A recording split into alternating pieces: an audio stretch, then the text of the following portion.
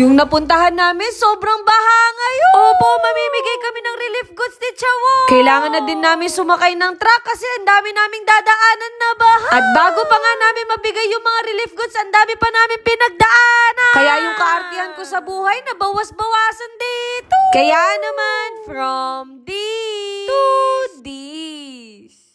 At eto nga, nakaredy na akong bumabad sa bahay. Sakto, dumating na yung mga pinaluto namin para sa 1,000 na katao. Naisip ko din kasi na bumaba na sa kanila kaya wala na silang time magluto. Kaya maraming salamat sa owner ng Mekede. Pinagtulungan na nga namin ng mga kaibigan ko tong mga pagkain. Kasi kung ako lang ang gagawa niya, baka aabot tayo hanggang bukas. Alam niyo naman ako, mas marami pa yung kaartihan ko sa buhay, no? Hindi ko na rin pala kailangan mag-workout kasi dito pa lang tibang-tiba na ako. At sakto, dumating na yung truck na gagamitin natin. At finally, makikita ko na rin si Dee. Grabe, halos 1 week na rin pala kaming hindi nagkikita. At bagyo pala yung magpapa-LDR sa amin. Daig pa namin yung nag-travel, no? Nakita ko yung excitement sa mata nila kasi nakita nila na walang baha dito. Sabi ko nga sa kanila, pwede silang mag-evacuate sa bahay namin. Maliban sa 1,000 na katao, makakapagbigay din tayo ng grocery pack sa 200 na family. Kaya maraming salamat sa lahat ng nag-donate. Kasi lahat ng yun nabili namin ng mga relief goods. Siguro next time na lang ako magsa-shopping, mas uunahin ko na to, no? Hoy, masyadong miss na miss nyo ang isa't isa.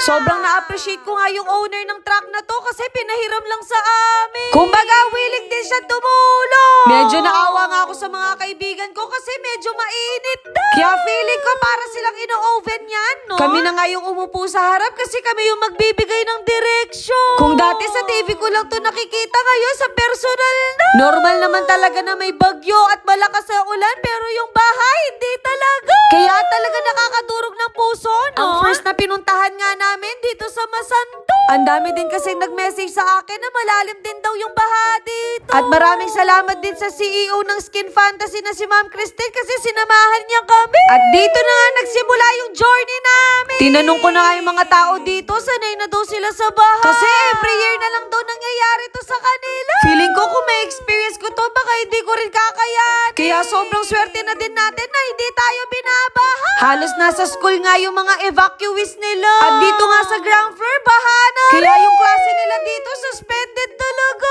Yung kulay nga ng tubig, parang matcha. Hoy, yung intrusive thoughts mo. Opo, pag-akyat ko, yan ang bungad sa akin. At kahit alam ko may pinagdadaanan sila ngayon, hindi pa rin nila nakakalimutan ngumiti. Kung alam niyo lang, sobrang thankful ako na nakasama ko talaga si Dee. Kasi nakita ko din kung gaano ka-pure yung puso niya. Hoy, Erica, huwag ka magdrama dito. Yung next naman na pupuntahan natin, etong baba. Kailangan nga isakay sa bangka yung mga goods kasi medyo malayo yung pupuntahan, no? Kaya talaga nagtulong-tulong na kami dito.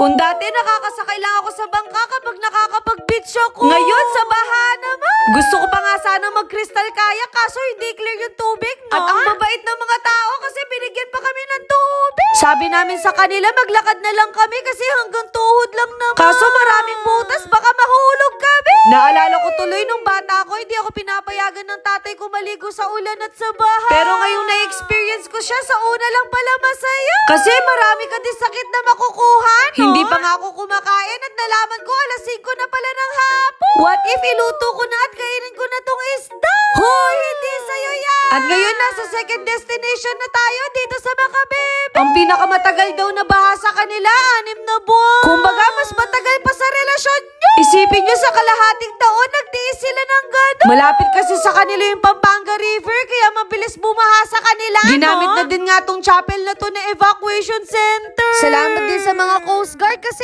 inassist nila kami dito. Kaya salamat kay Sir Chess kasi siya yung tumulong sa amin na magawa namin to. Kung alam nyo lang, kahinaan ko talaga yung mga matatanda. May sobrang ang mga relief goods kaya pinamigay namin sa ibang pamilya, no? At eto na nga yung pang-apat na destinasyon natin. Kung kanina mga grocery packs yung pinamigay, ngayon mga meal packs naman. Para at least hindi na sila mahirapan magluto. Hindi na nga din kami nagtagal kasi ang dami pa namin pupuntahan. Medyo nararamdaman ko na nga yung pagod sa katawan ko. Pero yung utak ko gusto pa rin tumulong. Nakakawala kasi talaga ng pagod kapag nakikita mo silang nakangiti, no? Hindi na nga kami nagtagal kasi meron pa kaming hinahabol na oras. Bago nga kami aalis, pinakain na rin kami dito. Opo, talagang pinagluto pa nila kami. Nakakahiya naman humindi kasi gutom na rin talaga ako.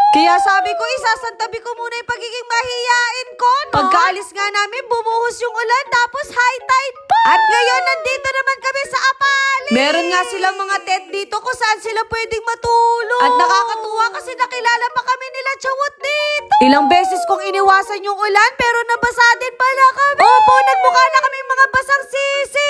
Eto na nga yung pinakalas na pupuntahan na. Nagpalit na rin ako kasi baka bigla ako magkasakit. Kapag pa naman ako nilagnat, sobrang lala, no? Namamaos din ako, kaya siguradong ilang araw nyo akong hindi maririnig ang from this to this. Ayun